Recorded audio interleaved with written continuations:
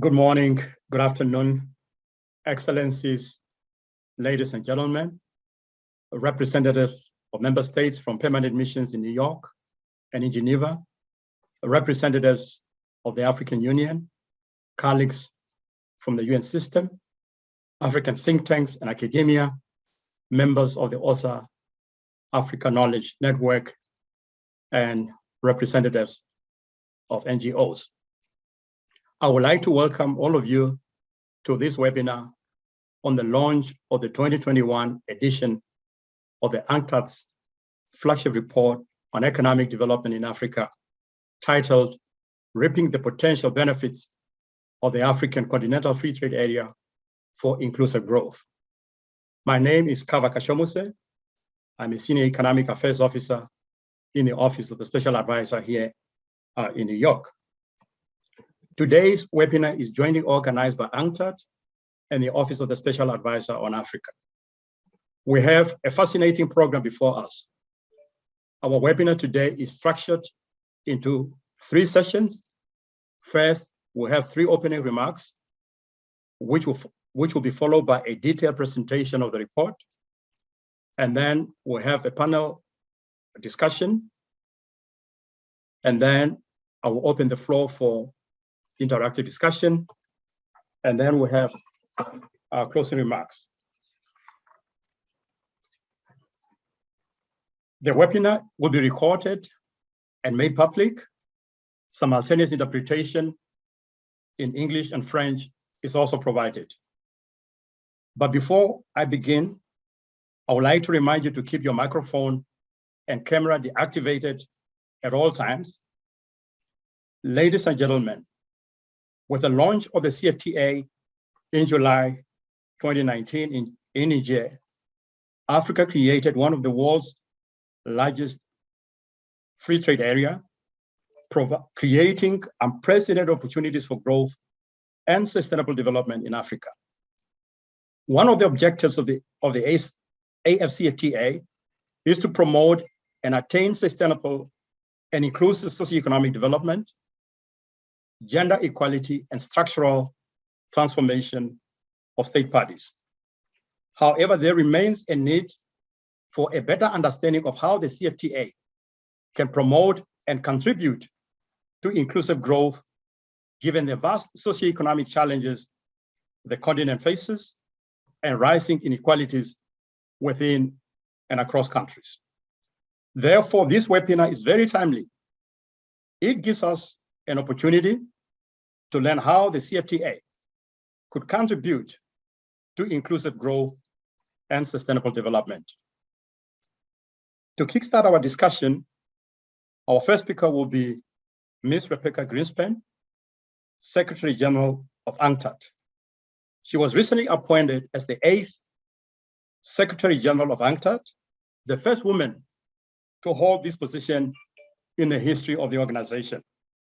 Over the course of her career, Ms. Greenspan has held numerous high-level positions within the UN system and in government, including as Secretary General of the Ibero-American Conference, UN Undersecretary General and Associate Administrator of UNDP, Vice President of Costa Rica from 1994 to 98, as well as Minister of Housing, Minister Coordinator of Economic and Social Affairs, and Deputy Finance Minister, just to highlight a few. Without further ado, I give the floor to SG Greenspan. Madam, you have the floor. Thank you very much. Thank you for moderating this very important launch. I want first to welcome and give a very warm welcome to Cristina Duarte, the Undersecretary General, UN Special Advisor on Africa. Cristina, thank you so much for being with us. And to Wamkele Mene, Secretary General of the CFTA Secretariat. Thank you, Wamkele, for being with us. It's an honor to have you both with UNCTAD today. So, Excellencies, ladies and gentlemen, dear friends, welcome to this virtual launch of the 2021 Economic Development Africa Report, reaping the potential benefits of the African Continental Free Trade Area for inclusive growth. Our report sheds light on the many challenges that, but also the many opportunities present in Africa today. In the context both of the COVID-19 pandemic, which is still far from over, and the African Continental Free Trade Area, which is only getting started. In between these historical forces, Africa is fighting for a better future, and so much depends on it. Our report shows that for the first time in over 25 years, Africa's economy contracted in 2020. This pushed almost 40 million Africans into extreme poverty, a condition which now afflicts more than 1/3 of Africa's population. Let that number sink in. 40 million more who are extremely poor today. Those are 40 million reasons to be extremely worried. Our report also highlights the issue of inequality. According to our estimations, around 40% of all the wealth in Africa is owned by approximately, and let me try to give you this number right, is owned by approximately 0.0001% of the continent's population. That's why we must also look back, as this report does, on the big picture of Africa's development since the turn of the century, so we can understand the complex interaction of its growth, its poverty, and its inequality. According to our report, since the year 2000, only 17 African countries have experienced growth that was both poverty and inequality reducing. In 18 countries, growth reduced poverty but increased inequality. And in other 14 countries, growth didn't reduce either. These figures explain part of the reason why we saw so many setbacks in development metrics in Africa last year. Because, let's be frank, where there is inequality, there is fragility. And when crises come, gaps that were already wide get wider, and people that were already suffering suffer more. But this didn't only happen in Africa. The experience of Africa during this pandemic is an echo of what happened in the rest of many developing countries. High levels of informality, little to no fiscal space, low levels of internet penetration meant that this crisis hurt the most where we were most vulnerable.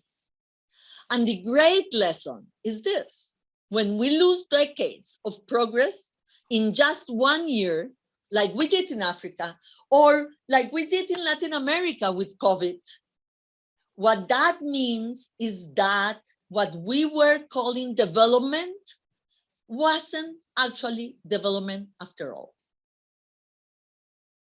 Now, the world doesn't seem to have really learned this lesson.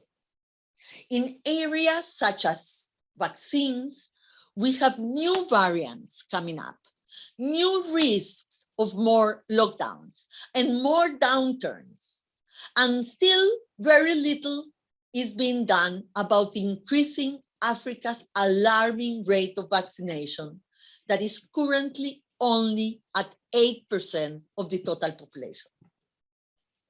This week, I was reading a report that showed that because of stockpiling in G7 countries, there will be 2.9 billion unused vaccines doses in rich countries once deliveries are finished.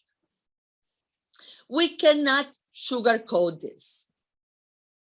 2.9 billion doses would be enough to vaccinate Africa twice over and still leave 500 million doses for boosters.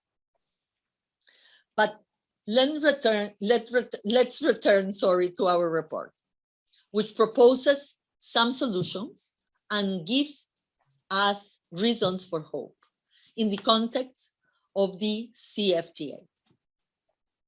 At UNCTAD, as shown by this report, we believe that CFTA has immense potential to spur economic growth, to reduce poverty and inequality, to build resilience, and to find a way out of the crisis.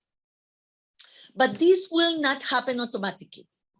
Additional measures must be taken to fairly distribute CFTA's huge potential benefits. Our report reveals some of these benefits. For example, through tariff liberalization, almost $10 billion of export potential can be realized. And this is just in the next 5 years. And by removing non-tariff barriers and market knowledge gaps within the continent, we could unlock almost twice as much, $22 billion, more of economic potential. In total, we estimate that the CFTA could boost intra-African trade by about 33% and cut Africa's trade deficit by 51%. This is huge. However, the problem is that more than half of CFTA's economic potential is concentrated in only 3 African countries: South Africa, Egypt, and Morocco. Without any specific measures or additional technical and financial support, the 33 African countries who are LDCs will not benefit from this effort. And from the advantage of this untapped trade potential. This means more needs to be done to make CFTA as inclusive as it can be. This is also true within countries. Some pre-existing asymmetries must be addressed to distribute the gains from trade more evenly. For instance, in structural gender inequality. In manufacturing, only 7% of businesses are owned by women. And women engaging in informal cross-border trade are still especially vulnerable to shocks and crises. Our report also emphasized that labor mobility is key to reap the benefits of regional trade for inclusive growth, especially for women and the youth in Africa. But trade policies alone will not be enough. Some of the most significant matters on the African integration agenda, such as building productive capacities, diversification, regional value chains, require cooperation in investment and in competition policies. Cross-border investments dropped by 60% due to the pandemic. And the CFTA comes at an important time to re-attract and rechannel these investments into sectors relevant to the SDGs. a great opportunity for all of us. Lastly, our report highlights the important role national governments must play in ensuring the normative side of CFTA. Anti-discrimination laws and equal rights to development, to quality education, to health services, to legal protection and productive resources. It is true that development doesn't happen by decree, but the rule of law is essential, especially for the welfare of the most vulnerable. So, Excellencies, ladies and gentlemen, dear friends, in closing, I would like to reiterate UNCTAD's continued commitment to CFTA's implementation, to Africa's integration agenda, and to all our international and regional partners in this effort. We look forward to working with all stakeholders to use this report's finding to help Africa recover, prosper, and succeed. Africa has a big opportunity in front of all of us. We have to support Africa to really make it a reality.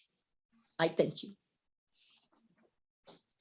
Thank you, Secretary General Greenspan, for those remarks, highlighting some of the challenges and opportunities presented by the CFTA and underscoring the need for complementary measures to support African countries, particularly the 33 African LDCs, to derive benefits from the CFTA. My next speaker will be Ms. Cristina Duarte, Under Secretary General and Special Advisor on Africa.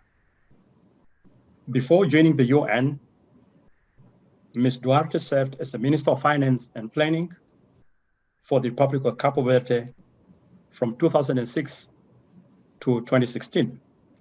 She has also served as a Director of the World Bank Reform Program and Vice President of Citibank, giving her invaluable exposure to the functioning of the global financial system. She has also served on a number of governance and advisory boards, including the UN Committee of Experts on Public Administration, the UN High-Level Advisory Board on Economic and Social Affairs, and member of President Paul Kagame's Advisory Committee on the African Union Reform, just to name a few. I now give the floor to USD Duarte. Thank you, Cava. Good morning from a sunny and cold day in New York. My apologies for the connectivity problems at the beginning, but these sometimes happen. My dear sister and colleague Rebecca, thank you very much for giving us this opportunity. Excellencies, ladies and gentlemen, in a more formal way, allow me to start by thanking UNCTAD for the invitation extended to OSAA to organize jointly the presentation of this important report in New York as part of our recently established partnership to contribute to Africa's development. The growth and development potential of the African Continental Free Trade Area are indeed significant, given the agreement's potential to set the region on a path toward structural transformation and sustainable per capita income growth that, in the long run, could accelerate the process of global income convergence and the reduction of global income inequality. It is clear for everybody the potential benefits of the Continental Free Trade Area. My sister and dear colleague Rebecca has mentioned already some in a very clear and strategic way. I'm sure that the experts that are participating in today's launch will highlight many more. Jobs, economic diversification, market size to generate economic scales, densification of regional value chains, make Africa's position stronger in the global value chain, just to name a couple of them. So everybody, as of today, is aware of the potential benefits of the continental free trade area. In this regard, allow me to use this opportunity, today's opportunity of the launch of such important report, to touch on two aspects that I consider from a policy-making standpoint to be critical to ensure the success of the continental free trade area and to leverage its implementation as a game changer for, of course, the implementation of the Sustainable Development Goals, Agenda 2030, as well as the Agenda 2063, the Africa we want. The first aspect that I would like to touch in my remarks, the need to prepare national domestic resource mobilization systems for the implementation of the continental free trade area. It's important that from a policy-making standpoint, African policymakers do pay attention to prepare national domestic resource mobilization systems for the implementation of the continental free trade area. And allow me to say why I think this is a critical issue in making the continental free trade area a reality. First, the implementation of the African Continental Free Trade Area Agreement will face a short-term challenge, as countries will, in due course, eliminate any duties on intra-African trade and adopt common tariffs for intercontinental trade. You are talking about eliminating tariff barriers. Most studies estimate that induced tax revenue losses from tariff reduction and removal will range from 0.03% to 0.22% of GDP, which means more or less between $1 billion to $7 billion for the continent. On a continental level, this is a relatively small amount. But in a context of limited fiscal space and increased expenditures due to COVID-19 pandemic, it might become a reason for some countries to silently postpone the implementation of the continental free trade area because of its negative impact on revenue collection in the short term. In the implementation of the continental free trade area, it's important to manage not only reality, but also is important to manage perceptions. As I mentioned, this might be a small amount, but this small amount might feed a huge perception that in the short term, national revenues might be affected negatively by the implementation of the continental free trade area. So it's important to prepare national domestic resource mobilization systems to deal with the small amount, but also to deal with the perception of this negative impact. We know that in the medium and long term, this impact will naturally revert as a revenue linked to the increased economic activity in the continent will more than make up for any loss in traded taxes. As we also know that the more African countries engage during this transition period, the faster that the medium and long-term benefits of the free trade area will come out and very quickly compensate all eventual short-term negative impact. So the idea is not to postpone. The idea is to jump and hit the ground running. And in order to do so, to prepare national domestic resource mobilization systems is crucial.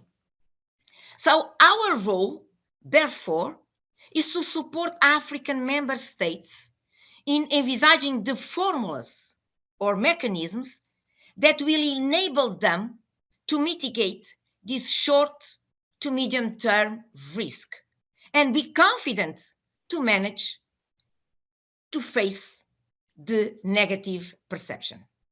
In this context, building a strong domestic resource mobilization system constitutes probably the best mitigant to this risk. In other words, if African countries strengthen their DRM systems, they will be able to compensate the loss in revenue collection that they will experience in the short term, so that the fiscal space can be not only preserved, but increased in a significantly way. Second aspect that I would like to touch in my remarks. The role of the Continental Free Trade Area to help African countries to structure and consolidate regional value chains, and by doing so, reinforcing Africa's participation in the global value chains as a strong mechanism to de-risk SDGs investments. Approaching this question, someone might think that there is no relationship between Continental Free Trade Area, the impact on regional value chains and global value chains, or Africa's participation in global value chains, as a de-risk mechanism, but is indeed a strong mechanism to de-risk SDGs investments. And if you want to move from billions to trillions, we need to activate every and each mechanism to de-risk SDGs investments, because we need to call the private sector, to crowd in the private sector. So second, as the Secretary General has said, if we fail in Africa, we'll fail in the world. Therefore, we need to leverage every opportunity to maximize SDG implementation in Africa. In this regard, the Africa Continental Free Trade Area presents a perfect opportunity to minimize SDG investment risk and consequently maximize SDG investment impact at the national and regional level. Africa's uncompetitive and marginal value-added position in the global value chains, combined with a low intra-African trade, 14.8% in 2017, has been preventing the continent from the necessary mechanisms to mobilize financial resources for its own development. The Continental Free Trade Area can change this dynamic by promoting, first, a better and fair integration in the global value chains by African countries. Second, the active promotion of regional value chains by a consistent vision of Africa's economic integration. And third, strong national, regional, and continental institutions. SDG,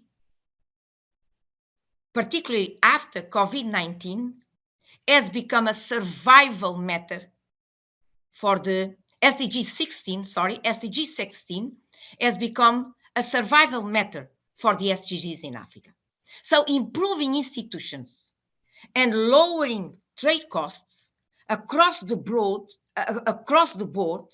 through better infrastructure, control of corruption, reduction of red tape, and zero tariffs on imported inputs, including service, will act as a risk mitigant to SDG investments and consequently ensure the sustainability of SDG financing, which is probably the main challenge that we face for the implementation of the 2030 Agenda and the 2063 Agenda.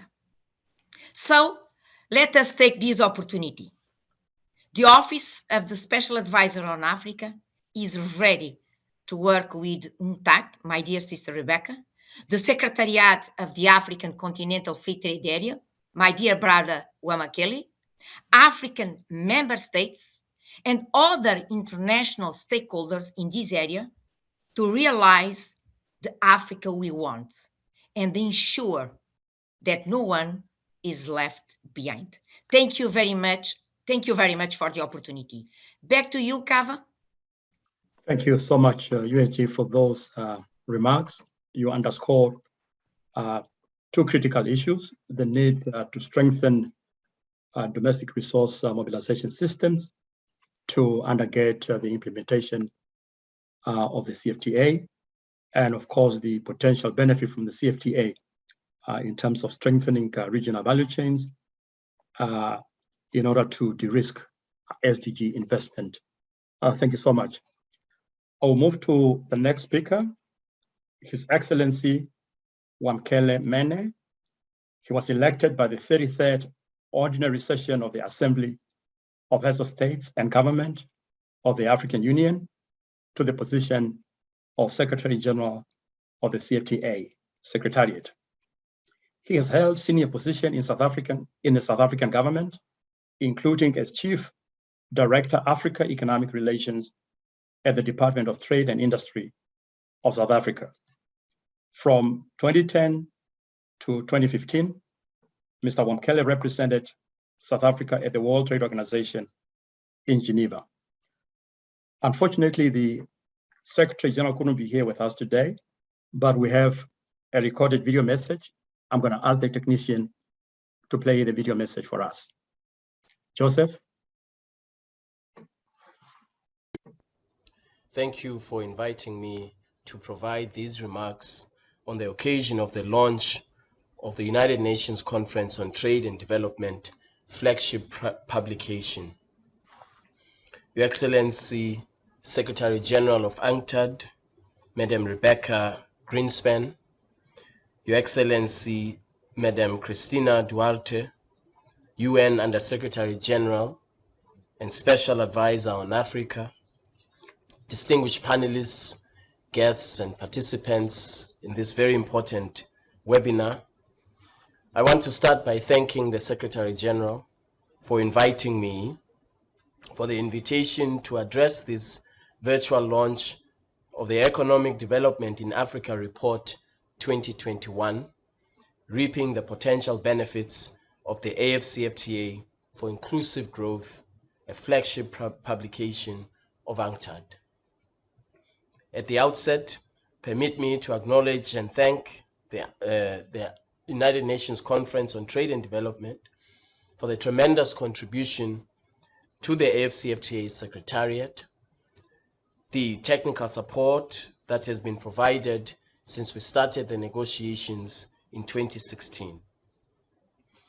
Ladies and gentlemen, let me commend UNCTAD for organizing this event and the publication of the Economic Development in Africa Report 2021, which is timely and of utmost importance for the successful implementation of the AfCFTA and by extension, the AU's Agenda 2063, the Africa we want.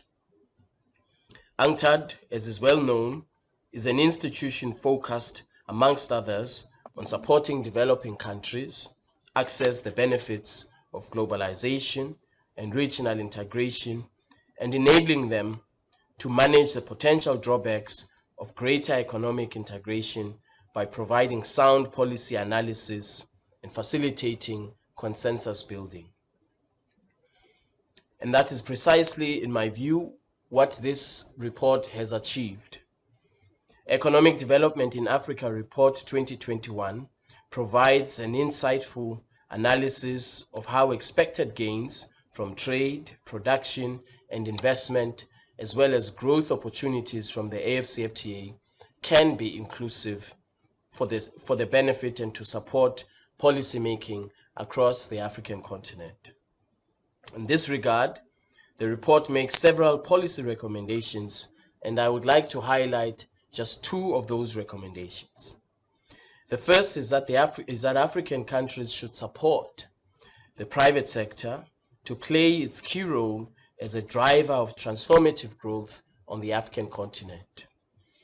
As it is well known, the private sector in Africa accounts for over 80% of total production and provides jobs for about 90% of the employed working age population. Small medium enterprises are the backbone of the African private sector, accounting for over 90% of businesses in Africa and translating to 63% of employment in low-income countries, while contributing to over 50% of gross domestic product, according to the UN Commission for Africa. Considering the contributions of the private sector to Africa's economy and development, the recommendations by the report are very much appropriate.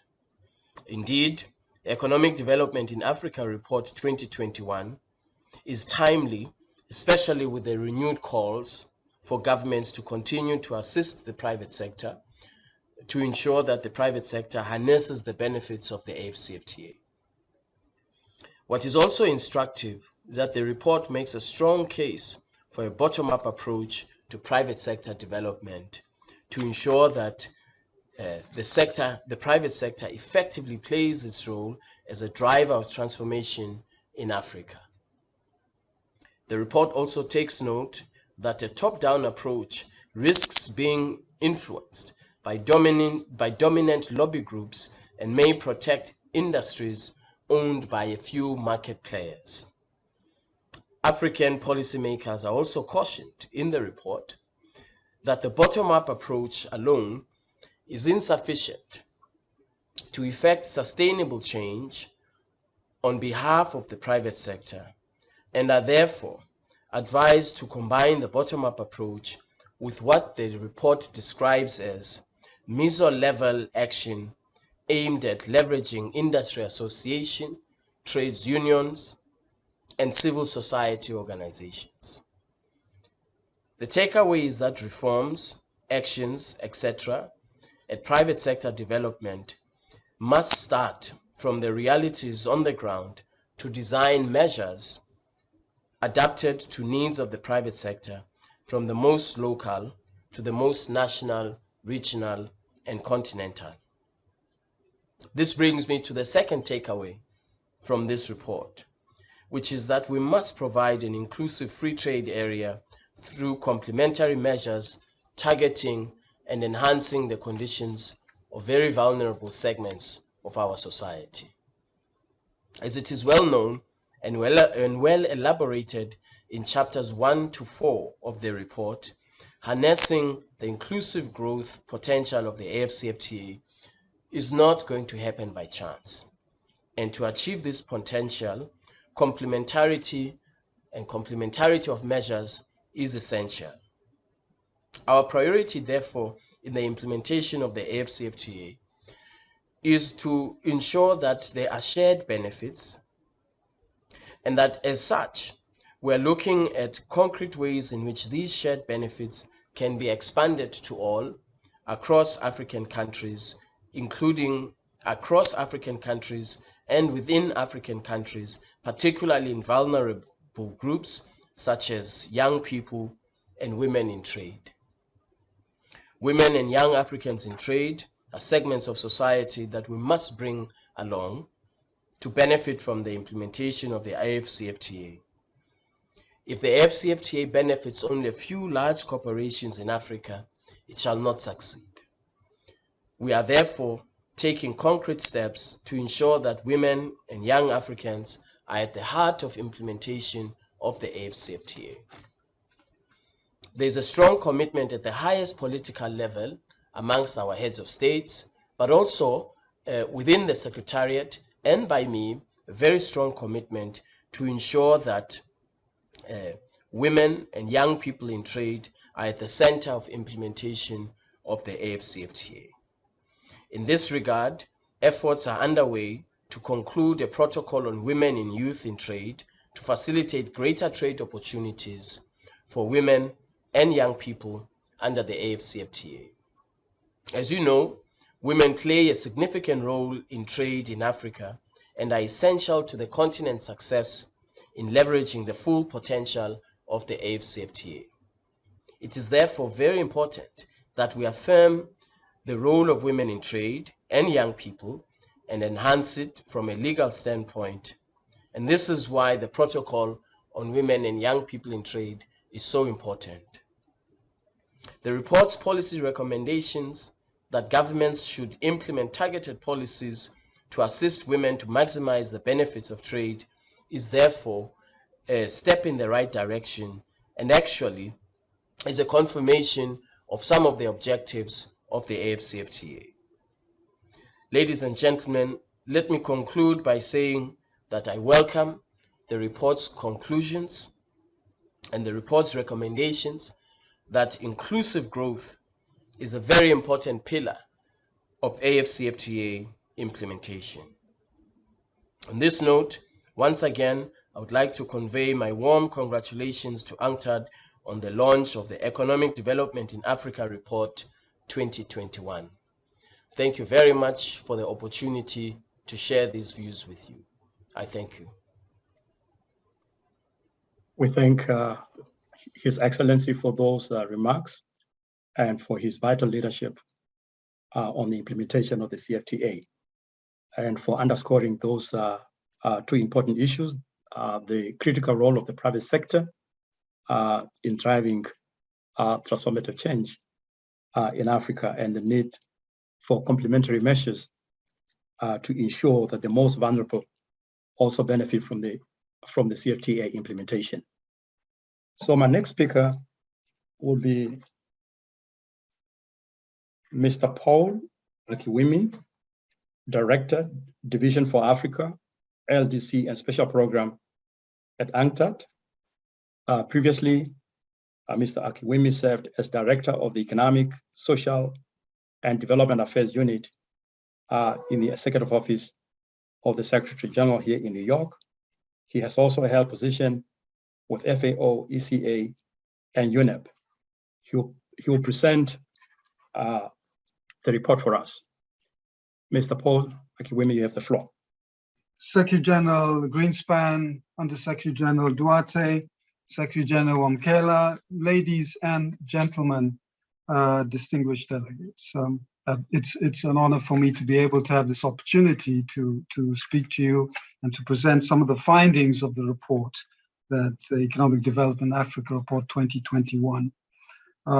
As many of you are aware, and we're all aware, in many African countries, the repercussion of the pandemic very much reflected in the reduced levels of economic activity and trade flows. And this is also coupled with the stress on public finance and rising debt in many countries. And these challenges have only reinforced the relevance of free trade and enhanced regional integration to combat these shocks.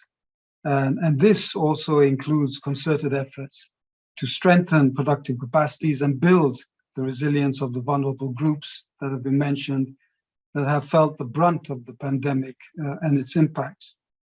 Unfortunately, in the wake of the pandemic, the continent's unprecedented growth and certain hard-won achievements in growth and poverty reduction have been rolled back. But looking ahead with the aim of building back differently, the implementation of the AfCFTA can be an opportunity for Africa to focus, as many have said, on achieving technological and structural changes, promote enhanced regional production and trade, and boost economic diversification and build more resilience. Now, the CFTA, without a doubt, is essential for the recovery of African economies today. Now, our report assesses the potential that the AfCFTA has in increasing regional trade and strengthening regional value chains, which can increase Africa's countries' resilience to the post-COVID-19 era. And stronger regional production networks can especially be useful in tackling the shortages of medical supplies, as we've seen, and facilitating the accelerating food trade within Africa. The CFTA can also help reverse the trends of rising poverty and inequality on the continent by increasing income opportunities for informal cross-border traders and marginalized groups. And moreover, it can help reduce the informality-induced vulnerabilities felt by many workers by lowering trade and transaction costs and promoting opportunities for formalization. Ladies and gentlemen, as the Secretary General Wankela said, strong political commitment and cooperation among a wide range of stakeholders and development partners is needed if the CFTA is to succeed. Now, although the question of how regional integration and inclusive growth can be mutually beneficial has been considered by policymakers and researchers alike over the years, it has not answered sufficiently that question. And this is especially true with regard to the context of the AfCFTA. Ladies and gentlemen, our report we are launching today provides that insight into the fundamental factors that drive inclusive growth. It also sheds light on which African countries have experienced growth that is both poverty and inequality reducing. And above all, the report demonstrates the benefits of the CFTA for Africa's people and prosperity. Importantly, the role of partnerships is necessary to ensure fair and equal distribution of the benefits of the CFTA.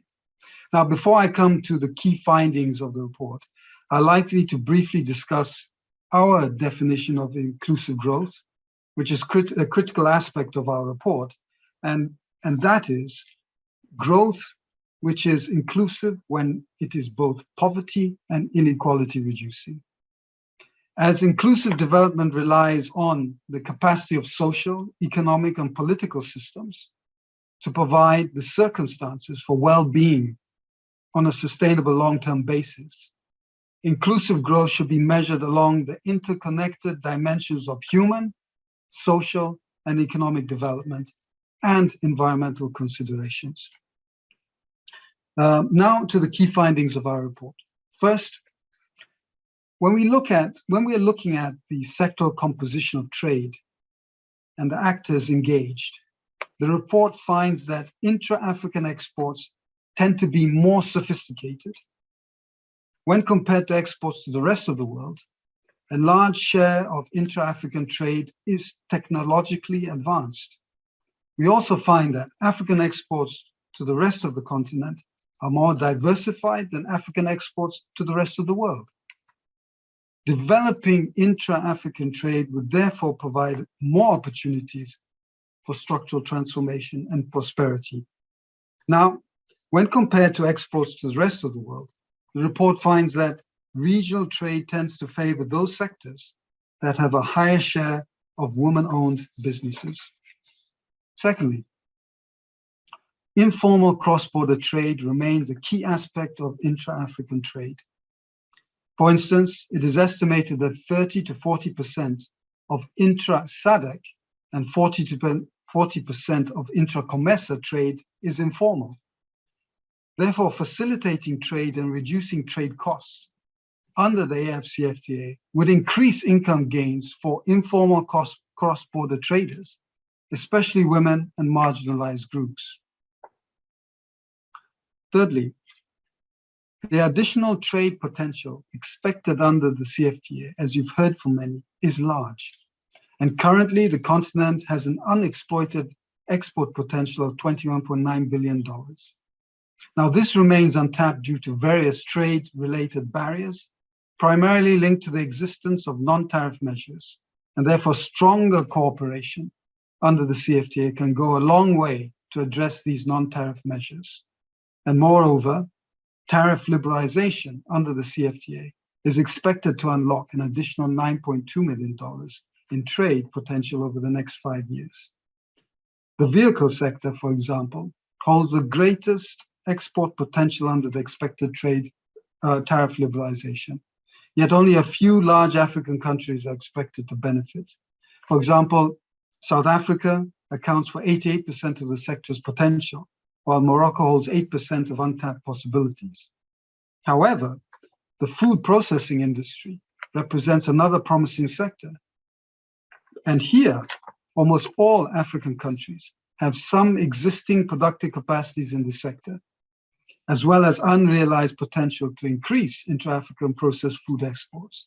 And this sector looks particularly promising for boosting women's participation in intra-African production and trade. Fourthly, by forming the largest free trade area in the world, stronger regional cooperation and investment and competition is expected to attract investment for sustainable development, and cooperation in e-commerce is expected to reduce trade and transaction costs. Now, the fifth point I'd like to make is that regional cooperation and regional integration can be a powerful tool in improving resilience and promoting peace in fragile states.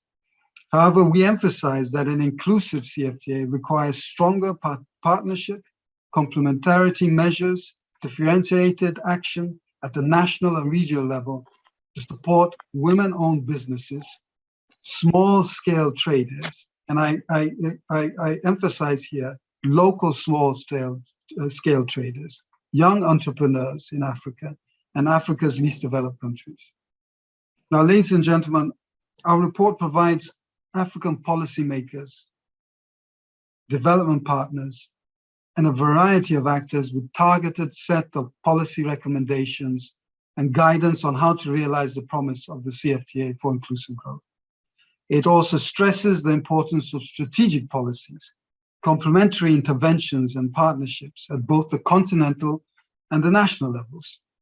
Now, at the continental level, our understanding of the dynamics of informal cross-border trade, its actors and their trade-related challenges is greatly undermined by the lack of data. There's a need to promote innovative data collection tools to ensure that every activity is accounted for. Now, realizing the untapped export potential of $21.9 billion requires tackling costly compliance with non-tariff measures, providing adequate and timely market information on trade opportunities. For instance, UNCTAD supports the AfCFTA in establishing online mechanisms of monitoring, reporting, and eliminating obstacles to trade. And critically, it also requires closing the major infrastructure and productive capacity gaps on the continent. Our report highlights that across the different transportation modes, intra-African transportation costs are higher than those of outside of the continent. Furthermore, in order to effectively eliminate non-tariff barriers and to ensure mutual trust, accountability, and rule of law in operationalizing the CFTA, an effective and practicable dispute settlement mechanism is also needed.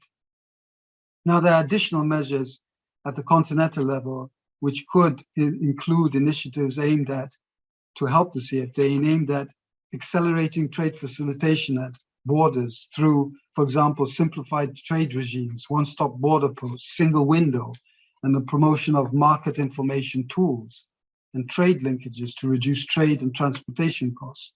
Another, facilitate the use of digital solutions and practices such as paperless trade and e-certificates of origin.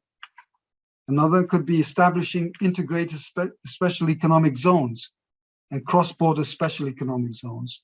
And these have the potential to support value addition on the continent and raise the participation of presently marginalized groups while circumventing infrastructure bottlenecks. Another could be developing and implementing effective monitoring and evaluation mechanisms that are under the CFTA. And this requires enhanced capacity and stronger national regional institutions. And lastly, by supporting labor mobility on the continent, as this is a key for enabling equal opportunities. Ladies and gentlemen, at the national level, the report recommends the use of affirmative action schemes to promote societal equality through preferential treatment of socioeconomic disadvantaged people, for example, through public procurement clauses. As such, enhancing access to financial resources for small-scale traders, micro-enterprises, and SMEs, and helping them digitize their processes and build their capacities through training programs should be a leading priority for policymakers and trade practitioners. Now, as you all know, there are notable gender differences in terms of access to resources, wider socioeconomic opportunities on the continent, arising in large part from gender-related discrimination in laws, customs, and practices. And such gender-specific constraints can reduce both women's willingness to engage in entrepreneurial activities and their chances of entrepreneurial success. In addition, tackling institutional barriers to start a business or removing obstacles to maintain a business and ensure equal access to productive resources and economic participation are key in reaping the benefits from trade for inclusive growth. And with that, inclusive institutions and enforcement of equal rights to the development and protection of marginalized groups are essential for the inclusive growth process under CFTA. Ladies and gentlemen, distinguished delegates, trade potential remains concentrated in a few large exporters, and the African LDCs face structural disadvantages, undermining their competitiveness. In addition, to extend tariff liberalization period, the African LDCs must receive greater attention and should be granted additional special treatment in the areas of rules of origin, investment, and competition policies. The application of differentiated rules of origin for African LDCs would be essential in reducing the gaps related to development capacities and enhance fair play across different income categories in the region. Stronger continental cooperation in investment and competition policies must also ensure an equal playing field for all through national and regional competition policies. The African Continental Free Trade Area is expected by all to be a game changer for Africa's development and its ambition.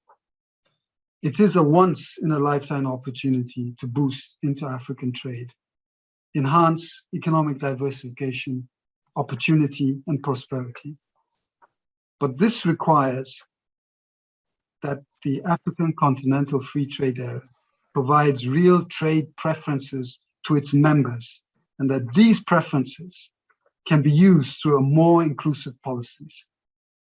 Ultimately, the goal is that African firms trade more with each other, and that we are not in a situation where African firms have more incentive to trade with partners from outside the continent, thus exploiting the continent's untapped export potential, but also that the benefits of trade and growth permeate across society and include marginalized groups. I thank you for your attention. Thank you, Paul, for that detailed presentation of the report, which provides insights on some of the channels through which the CFTA could contribute to sustainable growth, inclusive growth and sustainable development. I will not try to summarize the report, the presentation, because we are running out of time. So I will move to the next session, which is a panel discussion with three distinguished panelists: Mr. Gilberto Antonio, Senior Policy Advisor to the Secretary General, CFTA Secretariat; Ms. Caroline Opong-Utiri, Deputy Permanent Representative of the Republic of Ghana to the United Nations; and Professor Samuel Ojo Olorotomba, Adjunct Research Professor at the Institute of African Study, Carleton University in Canada. So I will be asking each panelist one question. And I'll start with Mr. Gilberto Antonio. Mr. Antonio, with the entry into force of the CFTA, Africa created one of the largest free trade area in the world, which offer immense opportunities for growth and development. What is the state of play with regards to the implementation of the CFTA, including ratification and the negotiation on phase 2 issues, including services, investment, and IPR? Thank you, moderator. Good morning or good afternoon, depending on the time zone where you are. Ladies and gentlemen, all protocol observed. Yeah, just a summary where we are in terms of the implementation of the AfCFTA agreement. Till now, all African countries have signed the AfCFTA agreement, with the only exceptions, that is the state of Eritrea. When it comes to ratification, there are 39 countries, African countries, who are now state parties of the agreement due of their ratifications and deposit of instrument of ratification. So we still waiting for the deposit of 3 countries who have already finished all the internal process, and the 12 remaining countries are still to ratify. In terms of protocol on trade in goods, as you may know, the level of ambitions is very, very high, about 97% tariff liberalizations over a specified period of time. Until now, 43 African countries have submitted their offer to the Secretariat. 4 customer unions have done it, CEMAC, East African Community, ECOWAS, and the SACO. The Secretariat is doing a technical verification to ensure that these offers are complied with the modalities, and we have done so for 2029 tariff offer. We are finalizing the negotiations on rules of origin. That is very fundamental when it comes to implement the protocol on trade in goods. And we have reached now 87.8% of the tariff line. It means members agreed on rules of origin for 87.8% of the tariff line. There are still outstanding issues. We are in final stage of the negotiations on automotive sector, but we are working on textile that is more than 10%. There are also remaining issues on rules of origin. For example, on negotiations about goods coming from a special economic zone. On service, we have received the 41 service offer from member state. We are doing also the technical verifications. You might know, these offers are only for the five sectors that members decide to be a priority. So the next phase will be negotiations on remaining seven service. The next year we will we hope finalize the phase 1, and we hope to start the phase 2 negotiations.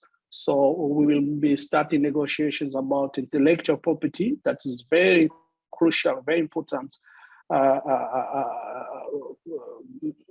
given the situation where we are. members may willing to go to a stronger intellectual property regime to protect consumer, encourage innovation, and attract investment. However, the intellectual property regime or right must also take into account the imperative of public health. African countries have rightly claimed that intellectual property rights should not prevail in case of a pandemic when the lives of 1,000 or millions of people are at stake. Here we have the possibility of articulating this legitimate claim and having our platform in line with the interest of the continent to improve access to medicine, what is very, very, very important for Africa. We may also have opportunity to review progress made and to consider the next step in areas very important for Africa, related with traditional knowledge, genetic resource, folklore, equitable compensation for owner of IP rights, but also rights held by community. So the negotiation will start next year. There will probably different approach, and the members will decide which one is really crucial to have a protocol. There will be also discussions about the protocol on investment. The discussion will be not only on a guarantee that we find on a different investment agreement, but there will be also at least there's a mandate also to discuss about investment facilitation. Also, last but not least, there will be discussions on competition policy and digital trade, and I will come back to give more comment on youth and women in trade protocol. When it comes to competition policy, the discussion will be on which competition model the AfCFTA should go for, the possible inclusion of consumer protection, the relationship between regional competition regime and the continental one. And there, members will have different options, three options mainly. One is to have a binding supranational AfCFTA competition authority. Another one is no binding cooperation and coordination framework or a sequential approach. So just to summarize, we have a lot to do. So next year will be very ethic to finalize or to start when it comes to phase 2 negotiation. Oh, thank you, Mr. Antonio, for that update. I'll move to my next panelist, Ms. Caroline Opong Ntiri. Access to energy is a critical element in facilitating the success of the CFTA, especially for ensuring cost-effective production. Yet energy remains costly and unreliable. In your view, how can Africa address its energy deficits? Please try to be concise. Thank you, Mr. Carver, for giving me the floor. Excellencies, I would like to say that a regional approach to addressing the African energy deficit is not new, as regional power pools already exist through which African countries manage power generation and distribution. However, the regional power pools have been inadequate in meeting the African energy deficit. This limited success has been attributed to, 1, a deficit in investment in generating and transmitting power nationally, lack of trust among states and willingness to liberalize markets, and dominance by national power providers in national politics, and the resulting preference for bilateral over regional arrangements. I wish to make the following 3 points. The AfCFTA directly and indirectly addresses these challenges, which will improve the prospect of regional power pools succeeding and greater acceleration towards a balanced energy mix, including green energy. To achieve this, first, the AfCFTA intends to scale investment in regional infrastructure projects, given that renewable energy is a significant component of regional power pools.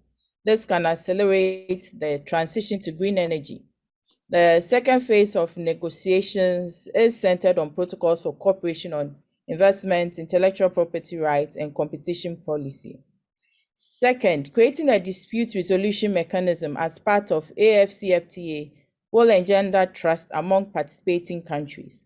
This addresses the issues of mistrust that have been alluded to in the underdevelopment of regional energy power pools. In addition, some of the barriers to green energy power generation and transmission that cut across national and regional boundaries are more likely to be addressed if a viable dispute resolution mechanism exists. Again, arbitration and dispute resolution mechanisms can help mitigate such threats and distrust. And finally, I'd like to say that AfCFTA is built on Agenda 2063 and is more aligned with the Paris Agreement and Agenda 2030 in its focus on environmental sustainability. This underlines a more conducive environment for green energy transition under AfCFTA. In this respect, countries need to prioritize creating an enabling policy and regulatory framework that can catalyze investment in various power generation options, including renewables, and ensure the balanced energy mix approach to maximize socioeconomic benefits. I thank you. Thank you. Thank you so much, Mrs. Oporintiri, for your insight on how Africa can address its energy deficits. My next speaker is Professor Samuel Ojo. And Samuel, the CFTA holds massive potential for structural transformation and overall economic development in Africa. However, trade and investment require political stability and peace to grow. In your view, what are the implications of insurgency, terrorism, and communal conflicts on the realization of the CFTA? Thank you, Kava, for having me. Your Excellencies, ladies and gentlemen, thank you for this opportunity. I start by saying that there's a direct relationship between political stability and economic growth. And Africa is, as we know, is a hotbed of conflict today, from Mozambique to Nigeria, Burkina Faso, Cameroon, South Sudan, Niger, Mali, Chad, and the Central African Republic, DRC Congo. Beyond political instability and conflict in Ethiopia, Sudan, and South Sudan are also acts of terror by the affiliate of Islamic State of West Africa, Boko Haram, Al-Shabaab. And they've disrupted various economic activities in Africa. They've blocked trade routes. They've affected farming. And I mean, agriculture is part of the objective, transformation of agriculture is part of the objective of the AfCFTA, but the activities of this insurgency group, they've prevented farmers from going to farm. Herders and farmers are fighting incessantly, and these activities had great potential to undermine the realization of the Continental Agreement. Non-state actors are also increasingly taking arms against the state to challenge the legitimacy of the state and to undermine their function. The state is overstretched in addressing these security challenges, and some of the resources that should have been used to build infrastructure and skill needed to make after successful, whether for the women and for the youth, are being expended on security. There are also external interests that are involved. We have Russia private security companies, for instance, that we recently hired in Mali, France in the Sahel, and of course, Russia as well in CAR, Central African Republic, are trying to mediate and resolve conflict there. Given that the state is very stretched, I would say we need the cooperation of the international community, especially the UN Security Council, to work more with African Union to deploy both military and non-military solutions to this problem. The first is for the UN Security Council to work together to hold the supply of arms and ammunition to the wrong hands, because studies have shown that Africa is home to many light weapons and even serious weapons that to the extent that in Nigeria, the so-called bandits were able to bring a plane down on their own. So these activities, terrorists and security challenges undermine any objective, the objective of using AfCFTA to transform economic development in Africa. So we need action, both at the regional level and the international level. And I cannot emphasize so much the need for the multilateral system, especially the UN Security Council, to see how we can end the supply of arms. Because this insurgency group, they won't be able to take on the state the way they are doing if they don't have access to arms. We need to work to stop the inflow of arms to the wrong hands in Africa, and I believe the UN Security Council can do that. The African peace and security architecture need to be strengthened to do more than what they are currently doing. And the state parties as well need to not just use military approach, but non-military approach to address the grievances of some of the people who are not terrorists. But the terrorists need to be dealt with, through international cooperation. And lastly here, I would say that a peaceful Africa will be more beneficial to the global community, both for political and economic purposes. The huge investment and market opportunities available in Africa can only be tapped by foreign and local investors in an atmosphere of peace. Thank you. Thank you so much, Prof, for your response. And I want to thank the three panelists really for their insights and perspectives on all these issues. I'm going to move now to the Q&A. I'm told that we have interpretation only until 11:40. So I'm really going to take like maximum three questions, comments. Please, you can you can raise your hands or even put your question in the chat box. Please try to be very concise so that I can take as many speakers as possible. Introduce yourself and the organization that you're representing. I recognize Dr. Bright Okogu from the WTO. Bright, you have the floor.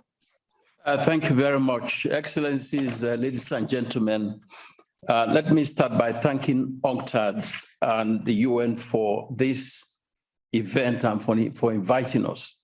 The Director General of WTO could not join. There's conflicting calendar activities, but she's asked me to represent her. I should say from the onset that what we've witnessed today is extremely important. And I particularly appreciated the detailed summary presented about the report.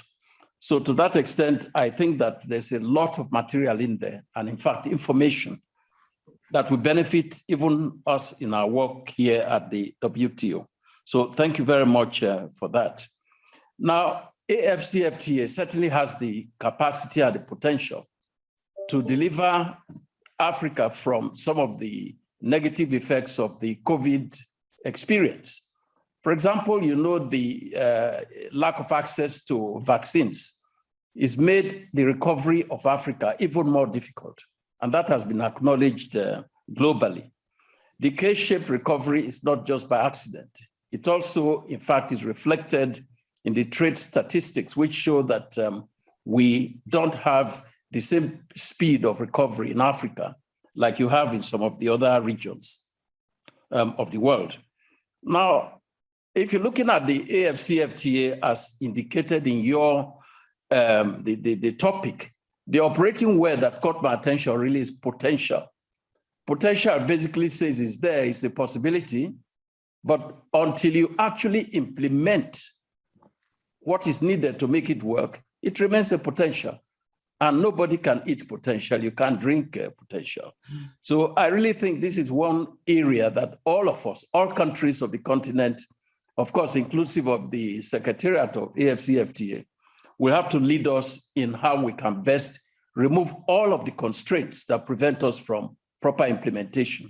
These include, of course, poor infrastructure, things to do with tariff and non-tariff barriers that we experience in the continent.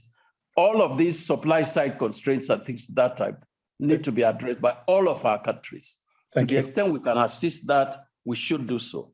Let me briefly say, moderator, that at the WTO, we're doing a few very exciting things that should, I think, be of interest to all of us, including what has been referred to copiously here, the role of women. Women in trade, we are focusing a lot on that. The other one is, things to do with trade in services. This is an area where I think African countries can formalize, the instrument and make it beneficial to all of our countries. E-commerce. Can you so please let me just round up by saying that we feel that AfCFTA can deliver, but we need to do things to make it work. Thank you, Moderator. Thank you, Dr. Bright, for those comments. I would take a question from Miriam from Morocco, and then Linquin Liu from China. And then I have a question from the chat here. How do you transform these challenges into opportunities? This is from Joy Warunguru. I think that is directed maybe to Paul. So those are the questions that I will take, and then I'll go back to the panelists maybe if they want to conclude. Miriam. Thank you very much, Mr. Kava. First of all, I am Miriam Hamdouni, counselor at the Permanent Mission of Morocco to the United Nations.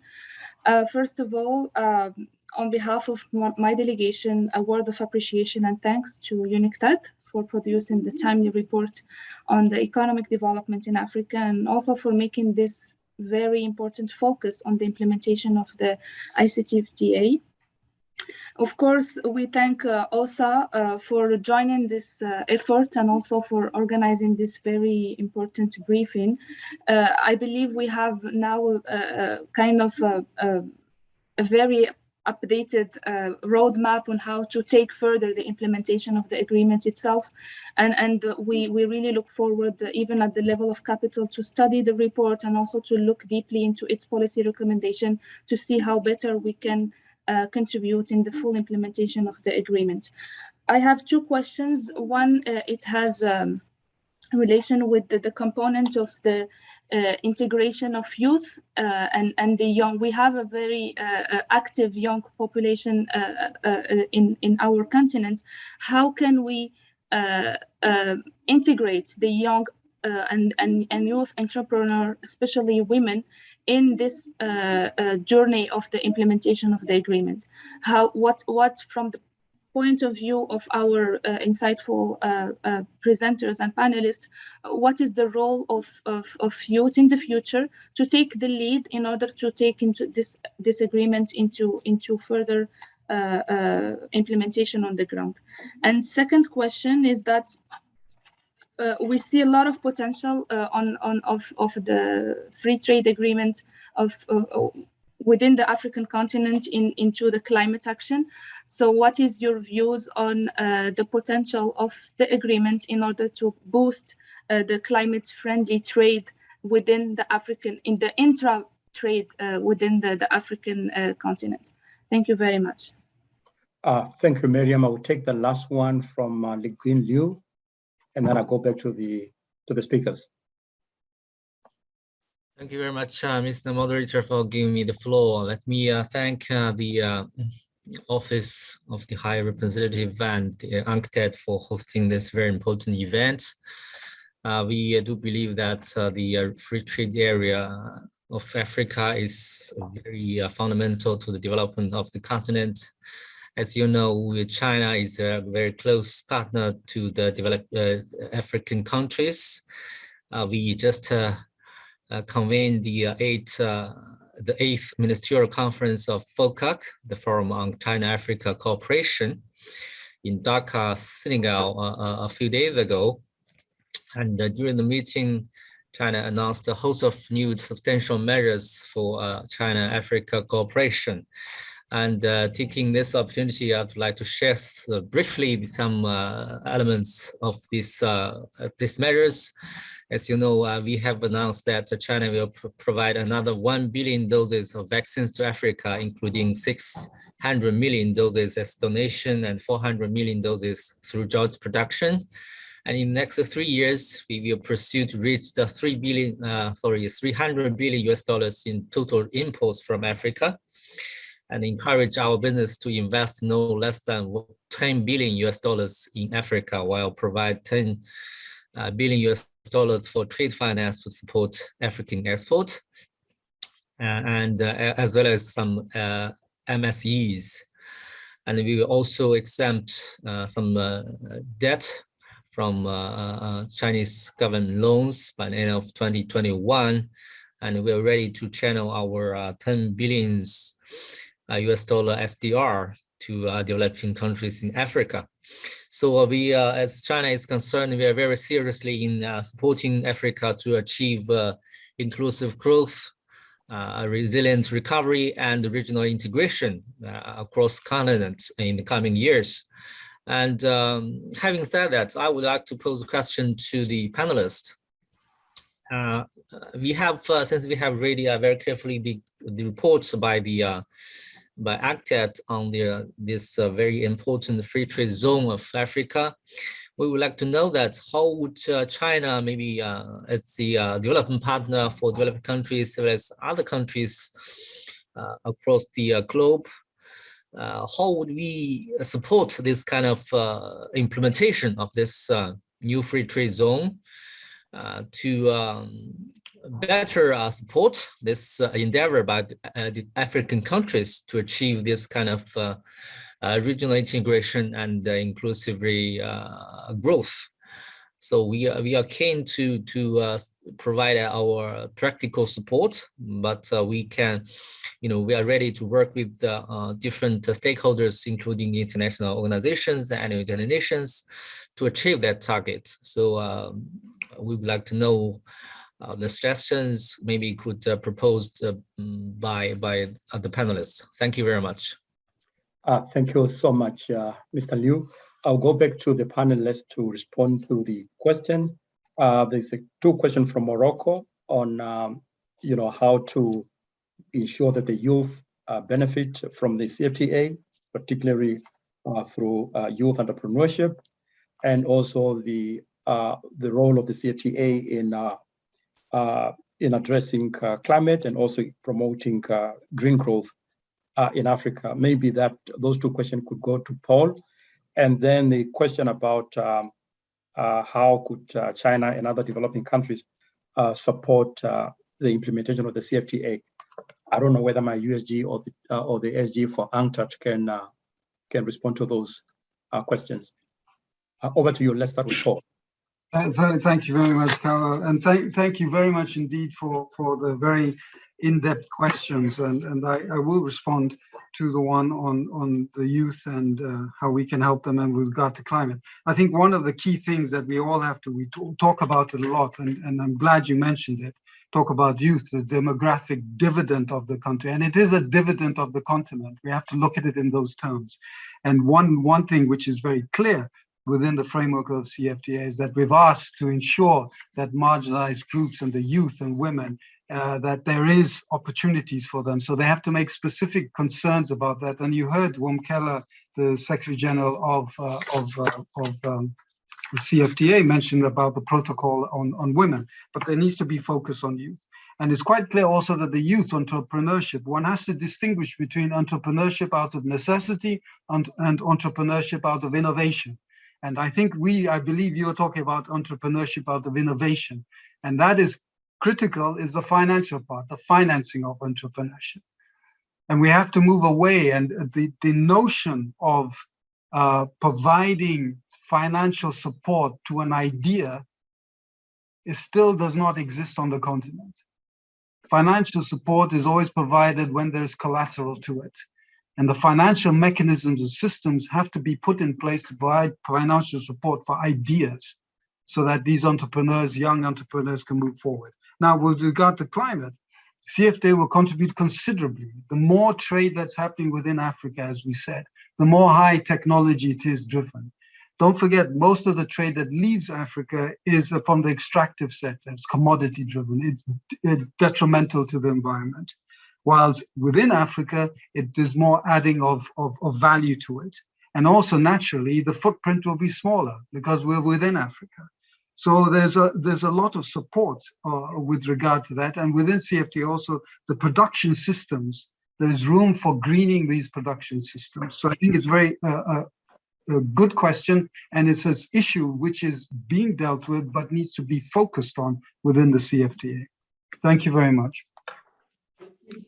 Thank you, Paul, for that response. I don't know if my USG is around and whether she could respond to the question from the representative for China. Yeah, or Gilberto. Okay. Yes, okay, thank you. Merci beaucoup la déléguée du Maroc.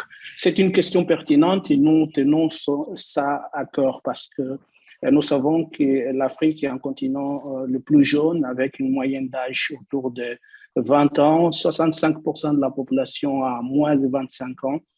Et donc, nous sommes aussi nous avons cette particularité d'avoir un mandat clair pour négocier un protocole sur les jeunes. Et l'année prochaine, nous allons inviter les jeunes entrepreneurs africains à venir ici à Accra, discuter et à partir de là, avoir les inputs que nous allons pouvoir, si possible, insérer dans les protocoles sur les jeunes. Et nous sommes aussi en train de faire un travail par rapport aux femmes. Nous travaillons pour cela avec le PNUD, UNDP, qui est en train de faire dans différents pays des consultations pour avoir les différentes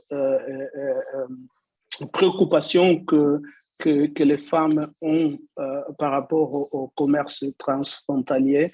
Et nous avons déjà quelques éléments de préoccupation qui vont à partir du comportement des agents douaniers jusqu'aux questions des investissements dans infrastructures sensibles au genre, par exemple les toilettes séparées. Donc nous avons un mémorandum avec l'UNDP, avec le PNUD, qui est en train de faire un travail dans ce sens.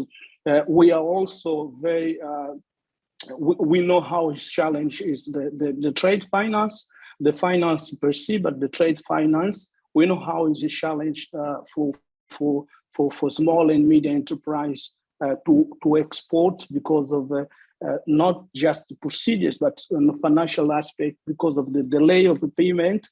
So the Secretary General of the AfCFTA is inviting the biggest African commercial bank here in Accra. Maybe we hope next year to have a discussion, a frank discussion where we are and where we are going. The idea is to create a special fund, a special trade finance fund for small and medium enterprise. We have worked with the Afrix Bank, our important partners, and there's now a Pan-African payment and settlement system, so that the businessman of Angola, if he's an affair with someone from Cape Verde, doesn't need to exchange his kwanza to euro, and someone from Cape Verde to exchange escudo to euro, but just using this platform for kwanza to escudo. So we will save about 5 billion of a payment of a transaction cost per year. We are also working, and we work with Afrix Bank, and we launched an adjustment facility. We know that the liberalization regime will affect in short-term tariff revenue, will even affect some sectors. So Afrix Bank launched with us a AfCFTA adjustment facility with $1 billion USD. This is some step that we are doing to have the AfCFTA more inclusive vis-a-vis some group of population, but also among the countries. Okay, thank you so much, Mr. Antonio, for those comments. We have come to the end of our program. I would like to give the floor to Her Excellency Fatima Kiari Mohammed to deliver the closing remarks. Mrs. Fatima Kiari Mohammed is the ambassador and permanent observer mission of the African Union at the UN. Before that, she was a senior advisor to the ECOWAS Commission. Madam, you have the floor. Thank you very much, and good morning to you all. Can you hear me? Yes. Yes, we can hear you. Great. Thank you, Excellencies, dear colleagues and distinguished guests and ladies and gentlemen. It's truly a pleasure for me to join you today to deliver the closing remarks. This is particularly important for us, and I would like to thank and congratulate UNCTAD for the launch of the African Development Report, and particularly for the insightful contribution on the theme, reaping the potential benefits of the African Continental Free Trade Area for inclusive growth. As we've heard today, the African Continental Free Trade Area is not only the largest trade protocol in the world, it also represents the true identity of Africa as a region of possibilities and enormous potential. I think we've seen far too often how in various public discourse, Africa has been synonymous with poverty, war, hunger, and disease. And this negative perception is a constant battle, even within the contexts that mean well. The reality is we can only change this image by projecting what is positive and being achieved on the continent and less on what is not. The CFTA, therefore, is an opportunity and a prize tool on our hands to do just that. An opportunity to turn our immense potential into socioeconomic prosperity while also projecting the progressive image of the continent and the achievements rather than the lacunas of its member states. The CFTA is also a path to the Africa we want. Our continental free trade has what it takes to meet the global manufacturing needs and consumer demand, and our largest youth demographic represents a strong workforce. Our steady population growth means we have a vibrant consumer market with huge potential. And the bottom line is we have what it takes to realize this objective. An Africa that is the epicenter of clean energy, of agricultural revolution, of manufacturing, and digital innovations, to name a few. So, dear colleagues, the CFTA is without a doubt an opportunity of our lifetime, but it cannot deliver the Africa we want without us acting with determination and a sense of urgency. And there is a tremendous amount of work ahead of us to turn this into a reality. Now, with that said, permit me to share some very brief reflections on some of what I have heard here today. First, that we must strengthen the existing protocols of our inter-regional cooperation. Currently, trade in terms of exports among African groups in African countries is less than 20% compared to 80% between Africa and the rest of the world. We must turn the tide, and we will gain more by working together rather than in isolation. Our national and sub-regional trade policies must be aligned with the CFTA to increase efficiency, and fostering intra-African trade will stimulate local industries, create jobs, and lower the cost of imports. Secondly, that we must mobilize investment in soft and hard infrastructure. Cross-border payment platforms, telecommunications networks, and internet access are ingredients that are needed to ensure the success of the trade area. Simply put, physical and digital infrastructure is the backbone of our continental trade, and infrastructure is and should be among our top priorities in development financing. Third, We must equip our workforce with relevant knowledge and skills to meet the needs of consumer goods and the service sector on the continent. The successful implementation of the CFTA will potentially create millions of jobs across the continent by 2025. And manufacturing and e-commerce will be among the sectors that are abounding with opportunities. Digital technologies have also become part of our lives and are transforming the nature of work. And therefore, Africa's workforce, especially the youth, should be well prepared to seize these opportunities now. The fourth, we must bridge the gender and generational inequality. Reaping the benefits of the CFTA will not be possible without inclusive participation of women and youth in trade. Women entrepreneurs, especially in the informal cross-border trade, are facing a number of challenges. And it is essential that we address these challenges, since African women make up 75% of the workforce in the informal cross-border trade sector. In short, the success of the CFTA hinges on the welfare of women and youth entrepreneurs. And then lastly, the CFTA presents an opportunity for the world to do business with Africa. It opens new frontiers in technology, agriculture, manufacturing, clean energy, and so much more. With the CFTA, we're turning our challenges into promising opportunities, partnerships, and investments for a better world for all. This, in essence, this is the essence of both Agenda 2063 and the 2030 Agenda. But to achieve this, we need to strengthen our international trade system to embody fair and inclusive trade policies, especially for developing nations. But to conclude, ladies and gentlemen, I would like to thank OSAA for organizing this event.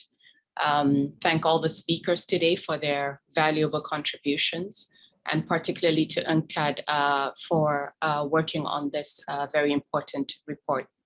I believe it will significantly contribute to the dialogue and the implementation of our Continental Protocol. These optimistic words and findings that we've heard today must be accelerated into action, and true action that will change the trajectory of the continent to one of true prosperity and attainment of the Africa we want, while leaving no one behind. I thank you for your attention. Thank you so much, Ambassador, for those remarks and for the summary, which captures really most of the issues that we have had this morning. Thank you so much. I want to take this opportunity really to thank all the speakers from our two USGs, the presenter, Paul, the panelists. I want to thank those who have also intervened, and also really to thank our teams in OSAA and UNCTAD, who worked very hard over the last couple of weeks to ensure the success of this event. Thank you so much, and I want to thank UNCTAD really for this great report, and we look forward to next year's report. Thank you so much for your participation.